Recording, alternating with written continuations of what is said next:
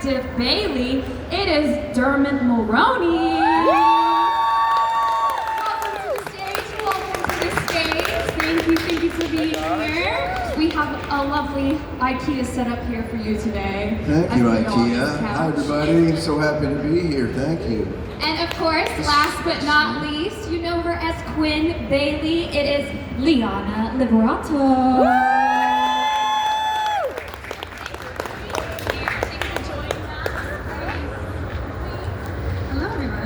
Thank you both so much for joining us today. It's a pleasure having y'all. We were talking a little bit backstage. I know that it is not your first time in Chicago. Liana, is it your first time in Chicago? It is not. It is not? It is my first time in Chicago as like an adult human, so I can like maybe have a cocktail or like a martini or something like that. Well, normally with these conventions, you see your booth, you see this audience, and then you see your bed. Have you been able to go out and enjoy Chicago at all? I'm staying a little bit longer. Oh, nice. Yes. Perfect. So I will be exploring tonight, tomorrow,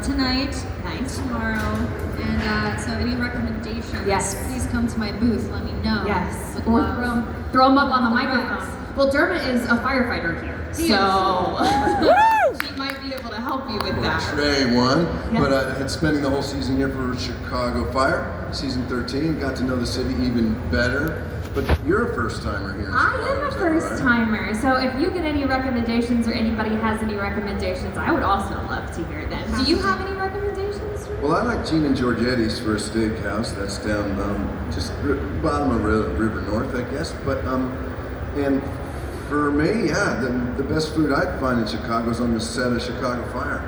Because it's good food. It's also free. You know, they feed us twice. I heard there's good pizza here. Yeah. Is there like do you know of a good pizza franchise, or you kind of stay away from I it? know those are either Uno or what's the other one? I've heard Illuminati's from people. There's new names. My boyfriend said Pequods. Pequods. Okay. Oh, that got a good response. He's from Chicago, so that so he knows. So Sounds like they like your boyfriend. I do too. Approval. We need to go after this. A group trip to Pequods. Yeah. Yes. Yeah. Well, if anybody has any questions, feel free to go ahead and start lining up. I have a couple questions myself I'm going to ask. So we all, growing up, I feel, have that pivotal horror movie moment as a child. Your first horror movie that you see that really stuck with you. Mine for me was Chucky. I'm still scared of Chucky to this day. Do y'all happen to remember what yours was, your first experience with like a horror movie or a horror franchise growing up? So I used to go on the Disney cruise with my parents. Do you remember which one? The Wish, okay, it doesn't matter. I wish. I wish. It's not true. But I remember my mom took me, I was like 6 or 7. Don't judge my mother, she just likes to take me to see movies. But she took me to go see Signs. And the moment when like the hand like goes from under the door and the fingers get chopped off, and the scream. You're in the pantry. I also remember that too. And I too screamed, and I ran out of the theater. And so that was my first memory of a horror movie. You're like, I'm staying out of cornfields. Yeah, that's forever. It's actually one of my favorite movies now. So it is really I think good. it's like a perfect film. But now, it scared me then. I also love Chucky, so it's like what scars you as a child becomes your favorite thing as an adult, I'd say. Yeah. What about you, Dermot? Well, the film that scared me the most, I wasn't even allowed to see. I'm in 6th grade when The Exorcist came out. It was an R movie. Remember how big a thing that was that you couldn't get into an R movie. Now you just, you can watch anything, anytime, and nobody tells you not to, kids, in case you haven't figured it out. Movies are free. And you can watch whatever you want. Do we have any children in here? Get your kids, give them some advice about how to watch dirty movies early. But we weren't allowed to see it, so it became this phantom in my mind. And then the other kids had come back to my elementary school and tell me about it. So that just lodged in as like this horrifying thing. But the high school movie was Halloween. Halloween 1 really blew me away. Woo! I was on a date with Monica. Oh, I can almost remember her last name. Terrified, not by the movie, by the date. And I'm watching, and there was like a jump scare, and I pulled one of my braces off of my teeth. One of the bands, and it's dangling on the wire. So that was my first jump scare, and I lost my whole orthodontia fell off. Well, I mean, no shame. Halloween is a very terrifying movie. Shout out to Monica if you're there. Yeah. Hey, Monica. Monica Rose. There's Monica. Monica Rose. There it is. Well, do you remember your first introduction to the Scream franchise? Was it the audition? Were you familiar with it before? Did you have a history of loving it? No shame, regardless. Yeah, I loved the movies. Big fan. I think the first movie came out Before you were born. It was before I was born. So 94? 96. Okay, yeah, so I unfortunately did not get to see it in the theaters. That's okay. That would have been awesome. But I did, when I was kind of acquainting myself with scary movies as a teenager, to kind of overcome my fear of them, Scream was definitely one of those movies. And then I actually had a friend in Scream 5, and Dylan Minnette, if anyone knows him. Woo! He's amazing. And I kind of had heard through the rumor mill that, you know, Matt and Tyler and that whole crew over at Scream, they just had like an amazing time. It was like one big happy family, and I went to go see the movie, and I remember thinking to myself as I left the theater, I said, man, I'd love to be a part of a movie where it's that kind of family and community. And then literally 3 months later, I got Scream 6. That's awesome. So that was really awesome. What is really cool about, from what I've seen of Scream 6 interviews, is everybody seems like such a fun family. Like, it looks like camp, like everybody's friends, and it's a big ensemble cast. Was it a fun time having so many co-stars, like with the ensemble cast, working with so many people? Yeah, it was amazing. Obviously, as I've already pointed out, by what year I saw what movie. I'm way older than the rest of the people in Scream 5 that returned for Scream 6, and then they added Jack Champion and Liana into that youth-aged. But you picture the end of that movie. It's a great way that just even the script worked out, where everyone's in that final climax of the film. All the actors are there, so then we're all there, and it took place in that theater, which was this phenomenal set. You can see in the film, but in real life too. We even rehearsed on a Sunday with like no lights on there, just the actors, the cameraman, and the directors. So we literally walked through that like a museum, just like we ended up doing the next day when we filmed it, just looking at the different artifacts and stuff. So it kind of like took on that feel. What I wanted to say though is while we're shooting, the whole cast, Jenna, Melissa, everybody, there's a tiny little green room in the basement of this theater, and that was where the actors were sent when they're moving stuff around or prepping stunts and all that. So we were in a room about the size like this, all 8 or 9 of us, sharing Spotify songs and reading books and goofing around. So that made us really close, even across the age gap is also my point there, and that's to you guys that you're so welcoming to a person not in your age group, and that we work together as if we were friends our whole life. I definitely, same as you, I know joining those 4, the core 4, they're as tight as can be. And newsflash, Melissa Barrera and Courtney Cox are like besties in real life. I love that. Yeah. Yeah. They already were from 5, and so I'm joining 6, and I'm like, what's up with them two? They're thick as thieves. So They're besties. they really are. They're like really close. I think, or were when we were filming it. Well, I piggybacked off Liana, but what was your introduction to the Scream franchise as well? Yeah. Well, I saw Scream in the theater in 90 whatever. Has anybody looked it up? 95. Did you expect the twist? No, and Scream was phenomenal at the time, because I would argue that before that, horror films were like persona non grata, and then occasionally like Halloween would come, there'd be a big one, but studios didn't want anything to do with them since like The Exorcist and Rosemary's Baby. So I think Scream restarted horror as a studio product that they could sell tons of tickets to youth audience. But my sensation of watching that movie is how jealous I was that I wasn't in it. So a lot like Liana, mine of course took 25 years. Hers only took 3 months, but I envisioned myself in the Scream franchise too from the very beginning. And it only took them 5.5 movies to get around to casting me, so that worked out well. You got there. I got there. I know. Well, yeah. You were If you just stick around long scheduling. enough, they're running out of guys to play the chief of police. So yeah, that's my plan. Well, I would love to go ahead and take one of the audience questions we have here. Go right ahead. What's your name and what's your question? Hi, my name is Maya, Hi, Maya. and the question I have is, with all the iconic killings in the franchise, what Here, kill- Maya, let's tell them. Unhype the There fish we go. There we go. No, it's okay. You're So perfect. am I. I'm 5'2". Don't worry. Okay, so my question is, with so many iconic killings in the Scream franchise, what killing do you wish you could have done? Could have done, like Yeah. as Ghostface. Yes.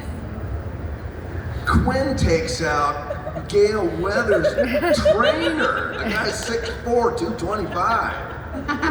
What do you mean? What's not favorite about that? She's got- crosses him, She's takes got her Ivy down Pilates. flat. He's Courtney Yeah, watch Cox out. and knifes her right to the center of her forehead. That's badass. That's Quinn. That's my daughter. So proud. Yeah, I train. I'm in the gym a lot. What can I say? You do get to portray the thing where the Ghostface killer takes just random height differences. Yeah. Like suddenly Ghostface, oh, she's 6'2". How did that happen? I'm trying to think of some Platforms. Yeah. In platforms. And the cloak you can't see. I'm trying to think of like some OG kills. I mean, I think the garage door is like really funny. The best. It's just There's so- no sensor on that garage door. I know. And you're just like, I'm just gonna press this button. I think that's that. I remember being in the theater we were filming at, and we had not the real garage door, but we had a replica of the garage door in there, and I was like, oh, that's so cool. And you kind of forget. There's like, I mean, Ghostface has so many kills, so we were walking around the theater, and I was like, damn, that's so crazy that we have all of these iconic moments from the movies. And then I will say, I'm a little jealous that, I'm assuming it's you, but I'd love to be Ghostface with a shotgun. Yeah. Sorry, that was me. Yeah, That is true. That But would we're be- self-assigning these. You know, I mean, you guys, if you see Scream 6, there's about 4, 5, 6 killings where you can't tell who's in the Ghostface. You learn later that it could be any one of the 3. Yeah. But in the script, nowhere does it say Wayne Bailey in the Ghostface is the killer there, so we don't actually know too. I claim all of the killings because that's how my personality operates, except this one because, I think yeah, we're- well, Ethan's in the van with Kirby, and I get my car stolen by No, the I girls, don't so I think couldn't. Gail. None of us could have gotten to that apartment. I'm I Gail on the think you subway. specifically say it. Oh, you're too. calling the subway? Don't you? Yeah, You're like, I get to go to Gail because Yeah. I died. I think if I remember correctly. Yeah, I know I do Gail, and I'm pretty sure I did Mindy as well. Yeah. Yeah. You say it to the sisters, I think, because Yeah. they were like, "You died," and you're like, "No." So good. Great question. Thank you. Thanks, Maya. Hi there. Hi, I have a question for you. When you got offered the role to be in Scream, like you said earlier, it was a very big game changer movie back in 1996. How was it when you got told, hey, you're going to be in this movie, and what was the emotions like when you were on set recording the movie? Well, for me, this movie, I mean, let's be honest, you guys, this movie is a game changer. At my age, to then be cast in a franchise that appeals to such a young audience really refreshed my popularity in my career. So, interestingly, like that's exactly what happened to me when I joined the franchise. It had to do with my generation being used, etc., and then turn out to be the bad guy. Everybody saw it, right? Yeah, Like, spoiler I'm not alert, ruining there it will for be anybody. spoilers. But I didn't say Ghostface. I said Yes. bad guy. It doesn't mean Yes. Ghostface. Yeah. But maybe that indirectly answers your question. Yeah. I was going to ask when you got the script at first, when you were auditioning, did you know you were auditioning to be Ghostface? Did you get the role and then they were like, by the way, you are Ghostface? I think we How did had that different go? We experiences. did. We just compared notes on that. Yeah, I would love to hear about it. Well, I'll tell you, they sent me a third of the script 3 days in a row, totally encrypted with passwords, and they're so careful about letting this, the content out. And it's hard to explain, but they told me I was Ghostface. My agent told me that the producers needed me to know that I was Ghostface. But then they neglected to tell me which part I was playing. So if you're reading the script, you don't know who the Ghostface is until the end, so I had to reverse engineer it. On the third day, I finally realized, wow, I'm Bailey. See, it's very confusing to tell. When I was reading the script, I thought I was the psychiatrist because he seemed so fishy. And there was extra stuff in his scenes that didn't make the cut. But anyway, I was wrong, and then none of us knew that it was all three the killers. I mean, all three related killers. But yours was kind of the opposite of that. Yeah, mine was different. So I. They didn't even tell her anything. No, they didn't tell me anything. So I got the audition, and it was something they're called dummy sides. So they're not real. They're not from anything. And Sarah is in high school and she loves soccer. Yeah. It was like my intro scene. So it's my interaction with Sam. It was like a version of that scene. So I put myself on tape, and then I ended up going to Italy for a friend's wedding, and I got a call being like, hey, so the directors and producers of Scream want to meet with you. And I was like, I don't remember auditioning for Scream. And they were like, yeah, you did. It was that really cryptic email that you got with those sides. And I was like, oh, okay, cool. I'll be back on this day. And they're like, okay, so obviously it was me and a lot of other people. I know that the same day that I read, I know that Devin, who plays Annika, she was reading that same day, and none of us knew, like Josh, Shigeru, like we all received, I believe it was Amber from Scream 5, her kind of, her monologue in Scream 5 of like her kind of being, like talking about being a fan and being a killer, all this stuff, and we had to do that monologue, but everyone got that. So and it was made very clear to all the actors that were reading that like this doesn't mean that you're a killer. We just all want to see that you can perform it.